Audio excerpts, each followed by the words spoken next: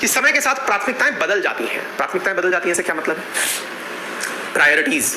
मेरे प्यारे साथियों, लाइफ में बहुत सारे काम हर व्यक्ति के जीवन में एनी टाइम चल रहे होते हैं, है ना। आप में से भी जितने भी विद्यार्थी या फिर जो लिसनर है जो मुझे सुन रहे हैं, उनके जीवन में भी कई प्राथमिकताएं हो सकता है अभी आपको अपनी माँ आवाज दे रही हो सकता है पापा ने कोई काम बताया हुआ हो सकता है दोस्त के घर की शादी में जाना हो सकता है कि आपके पास मोबाइल रिचार्ज कराने का समय ना हो, कुछ भी चीजें हो सकती हैं। तो हमारे लाइफ में एनी टाइम, अच्छा ये तो मैंने व्यवहारिक जीवन में बताई, अगर मैं लाइफ लॉन्ग बात करूं तो हो सकता है प्राथमिकताओं में किसी के लिए पहली प्राथमिकताओं की जॉब प्राप्त करना है, किसी के लिए हो सकता है कि यार पहले शादी करनी है फिर जॉब प्राप्त करेंगे, किसी के लिए दोनों का ही संकट है, ना जॉब मिल रहा है ना शादी मिल रही है, तो फिर प्राथमिकताएं ढूंढ रहे हैं कि क्या करना है ना। तो ऐसी तमाम चीजें जो आपके लिए लाइफ लॉन्ग जो है वो अपने आप में चैलेंज पैदा करे, उनको सबसे पहले तसल्ली से बैठकर प्रायोरिटाइज करके लिख लीजिए। आप में से हो सकता है कुछ लोगों के मन में एक सवाल आता हो, ये जितने भी बड़े लोग होते हैं ये कैसे मैनेज करते हैं सारी चीजों को। बड़े लोगों से मतलब चाहे कोई इंडस्ट्रियलिस्ट देख लीजिए, अपन लोग तो दो चार छोटे छोटे काम कर रहे हैं, जैसे अंबानी की बात करें, टाटा की बात करें, तो उनका तो मतलब पूरे देश की बड़ी बड़ी कंपनियां वो लोग चला रहे हैं। मैनेज कैसे करते हैं? वो लोग अपने कामों में प्राथमिकताएं निर्धारित कर देते हैं कि सबसे पहली प्राथमिकता ये है, दूसरी प्राथमिकता ये है, यानी पहली से मैं पार पा गया तो मैं दूसरी प्राथमिकता पे इसमें जाऊंगा, तीसरी पर इसमें जाऊंगा। आप भी ऐसे कर लीजिए।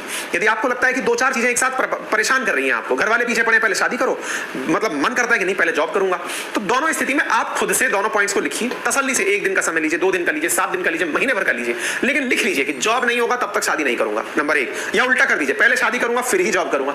लिख लीजिए, सबको साइमल्टेनियसली साथ मत चलाइए। अगर आप सारा काम एक साथ लेकर चलेंगे ना तो ये दिमाग में ना केमिकल लोचा हो जाएगा, आप डिसाइड ही नहीं कर पाएंगे कि आपको कौन सा काम ज्यादा तवज्जो देना है, ठीक है ना।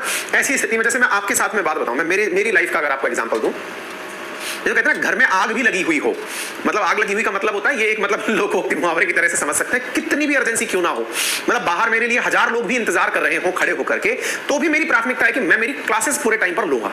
ये जो मेरी प्राथमिकताएं है ना कि मुझे क्लासेस लेनी है।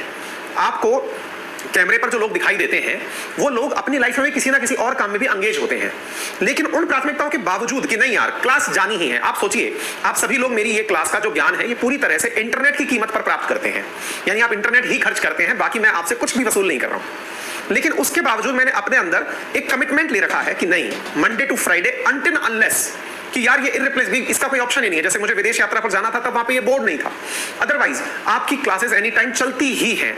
ये जो आपकी प्राथमिकता है ना, ये और चीजों को ऑटोमेटिक सेकेंडरी कर देती है कि अगर घर वाले भी कोई काम बोल रहे हैं सब क्लास के बाद होगा, यदि आपको दोस्त कुछ काम बोल रहे हैं सब क्लास के बाद होगा, कोई सी भी चीज, पहाड़ भी टूट रहा हो क्लास के बाद होगा। ये जो मतलब चीजें है ना, यदि आपकी लाइफ में प्रायोरिटाइज होने लग जाएंगी तो आप ऑटोमेटिक एक दिशा पकड़ लेंगे और वो दिशा आपके अंदर स्वतः प्रेरणा का कारण बनेगी। सबको खुश मत करिए जीवन में। जैसे आप में से बहुत सारे मित्र मुझसे अपेक्षा रखते हैं, सर ये भी दे दीजिए, सर ये भी कर दीजिए, सब ये भी।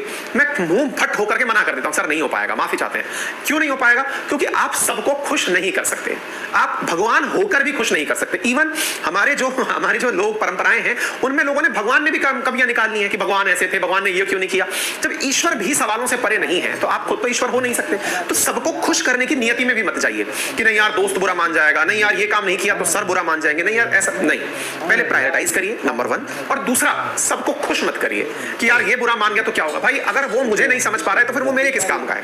मेरे अपने दोस्त, मेरे अपने रिलेटिव्स, मेरे अपने विद्यार्थी, मेरे अपने मित्र अगर मुझे नहीं समझ पा रहे तो वो मेरे किस काम के। इससे बेहतर है कि वो अपना जीवन यापन करें। इसका मतलब ये हुआ सबको आप खुश नहीं कर सकते, जीवन में प्राथमिकताएं होना जरूरी है। बस इन 2 पॉइंट्स को अगर आप ध्यान में रखकर चलेंगे ना तो आपको बहुत सारी चीजें क्रिस्टल क्लियर नजर आने लगेंगी कि आपका गोल क्या है, आप किस ऑब्जेक्टिव के लिए निकले हुए हैं, कहां तक आपको पहुंचना है, वगैरह वगैरह। ठीक है, तो प्रायोरिटाइज करना बहुत ज्यादा जरूरी है। मेरे प्यारे साथी जो इस समय उपस्थित हो चुके हैं, broke all kinds, Vicky Kumar,